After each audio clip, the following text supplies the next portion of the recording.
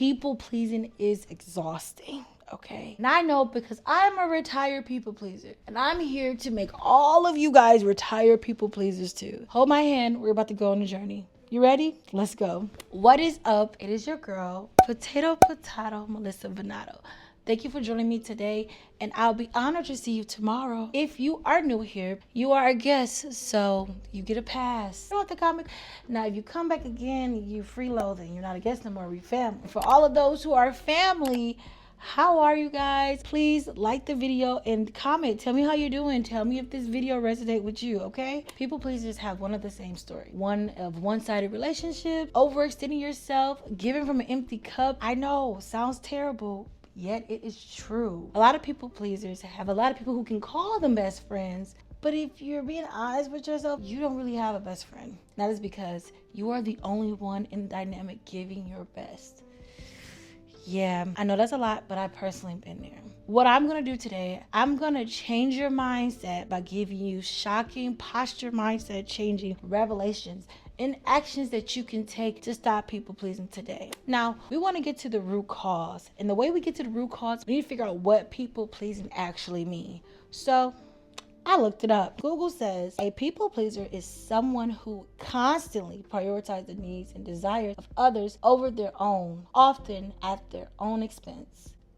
First of all, ouch. But secondly, that doesn't sound like the actual root cause. It sounds like a side effect. So we have to ask ourselves, why would someone put other people's needs and priorities over their own? And to answer that question, I had to start with myself. And then that let me realize it was some type of variation of a lie of why I would do it. It would be, oh, it makes me happy to help others, knowing that I'm not happy in that moment to help. Then it hit me.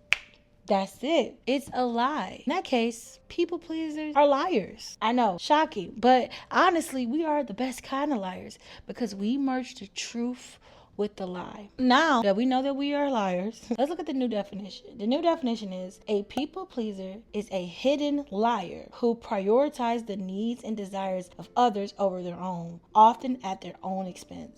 That sounds like we got to the root problem. The lie. That's right, people pleaser. You are a liar. And so that means, please listen up. Come closer. Listen up. You are the problem. But that's okay. I know that's hard to hear, but that's so exciting because that means you are the solution. I know you did not know you were a liar, but that was because you, like many other people, like me, we had merged this lie a long time ago with the truth. So what are these lies that we're marrying that keeps us in this state of believing these lies that is then keeping us people pleasing? It breaks down to 3 lies that are keeping you from being a people pleaser. Number 1, I am of value if I'm of service of others, aka if I don't help, I'm not of value. Number 2, it is my responsibility to help others. That's another common lie that we tell ourselves, especially that might hit the older siblings or the survivor remorse sibling, first generational curse breaker. They might hit you a little bit more. Number 3 is if I don't help, no one else will. Now that we know these 3 main lies, we're going to actually divorce them right now. We're going to look at all 3 of those statements and really identify the lie from the truth. Really identify what is that sentence that we think is harmless. What is it really saying to our subconscious? And then give us a new story that we're going to say to help combat those thoughts and combat those reality and give us actions to stop it. So let's break down the first one. The first statement is, I am of value if I am of service of others, or if I don't help, I am no value. Let's break down service. So what is service? Service is an offering. It's a love offering, actually. And what do God tell us about offering is that God loves a cheerful giver. So if you're not cheerful, why are you giving? What we learn about love is that it is not smart or wise to give love to someone who doesn't love you back.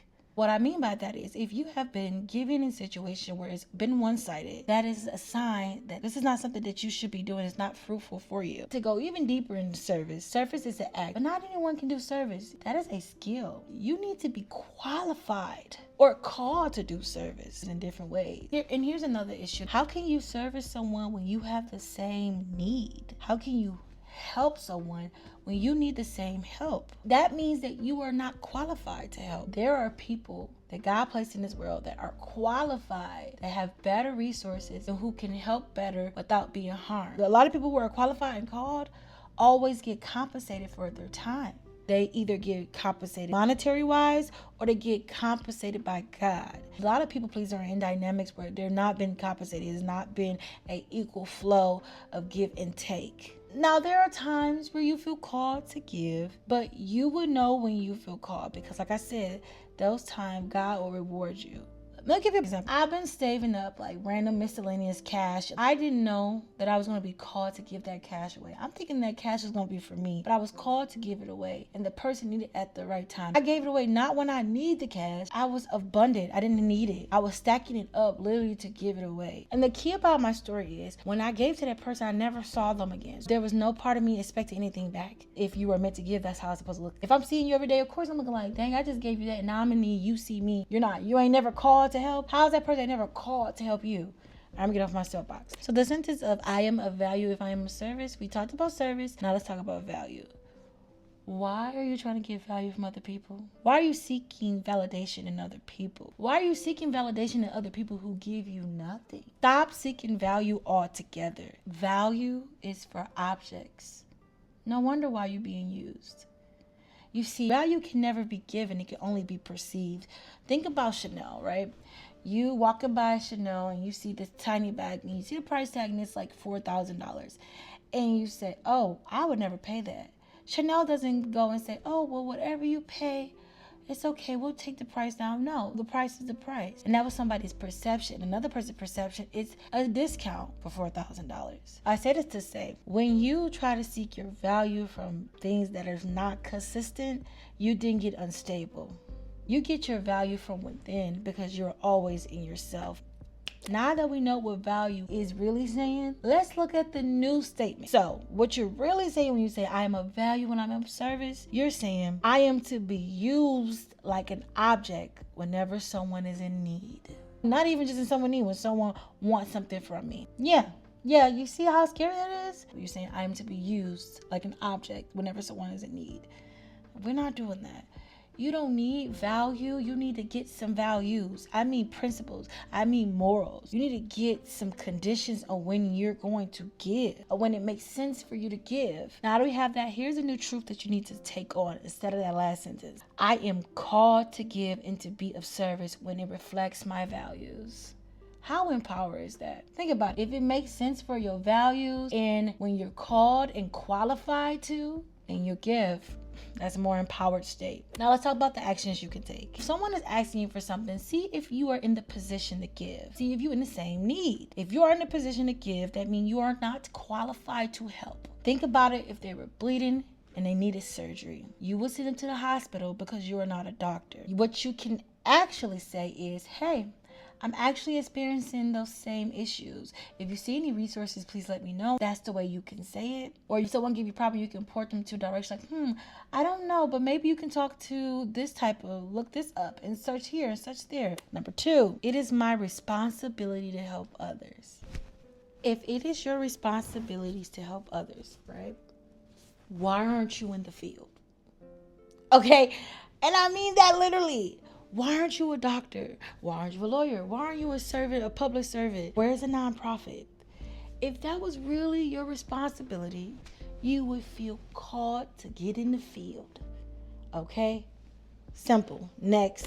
Here's the action you can take. If you really do want to do all those things, I mean, like really get in the field, really go to med school, see how you can help out in your city council or any activist or organization around you. Start that nonprofit, like really get in the field. There are some people who are called for that. If you are not called, okay, focus on your real responsibilities. Like start that business, write that book, post that content, go figure out your financial situation. Like really, there's some clothes you ain't washing some days. There's a room that's not clean. There's your nails that's not done. There's your hair. Okay, listen. Like, please, really focus on your real responsibilities. I know there are some of you who's like, well, I'm the only person. And that goes into line number 3. If I don't help, no one else will. Now, I know when I say this topic, this resonates with a lot of our firstborn. This really talks about our dynamic with our family or our immediate circle. But my question is to you is, how do you know no one is going to help? How do you know if you're always there? You're always in the way so no one else can step up. Yes, the room is quiet because they're looking at you. I know people please over here is going to please. No, let someone else do it. In situations, cream rising to the top. And honestly, you could say, oh, they never helped before and they never have. Well, that's even more reasons why you should let them do it. Because situations transform you. You are transformed by certain things. That's why they say pressure makes diamond. And not only that, that means you think lowly of them, honestly. You don't have a good perception of them. You don't think they can handle it. You figure it out. Why couldn't they figure it out? Or someone else can pop up. That's why you have to get out the way. Give them a chance to grow. When God wants us to become a new person, we have to go through a season of turmoil. And honestly, if you still believe that no one else is doing, that's because deep down, because you get your validation from others, you subconsciously seek others to stay in a needing position so you can get validated. You subconsciously attract people who are needy because that's the way you get your fix. That's not something that you're doing consciously, but psychologically, we are seeking things that we need. So you're seeking that needy person. Now that we know this, the truest statement is that you are hurting people and keeping them stuck when you take on their responsibilities. I repeat, you are hurting people and you're keeping them stuck when you take on their responsibilities. The action you could do is, this is a simple action, let go and let God. Let go and let God call whoever is called. Let go and let this person get qualified. Let go and let them grow. That's how you stop your lying ways. This is how you stop your people-pleasing ways, is by divorcing these 3 lies. And I know, you love these people. You didn't know you were lying to them, but you were. And the truth is, you can never get those real connections that you're seeking for because no one knows you, because you haven't been knowing yourself. You haven't been truthful with yourself. No one knows how it's like to be around you when you say no, or when you're not in a given or a parent figure. So it's important to really allow yourself to be, let them love you for who you are, even when you say no. Now, there is one more lie that leads to people pleasing, and that is, all of these things makes me a good person. Well, to say that something makes you good, that means something is bad.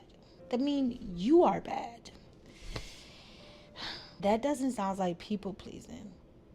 That sounds like shame. And we're going to get into that in my next video. If you stay to the end of this video, please put a heart in this video. If you stay to the end, please put no more people pleasing. Thank you so much for your time. Do not forget to like, comment, and subscribe. I love you so much. I'm so excited. I cannot wait to hear how you stop people pleasing. I know I did. So please, please, please, please. Peace out.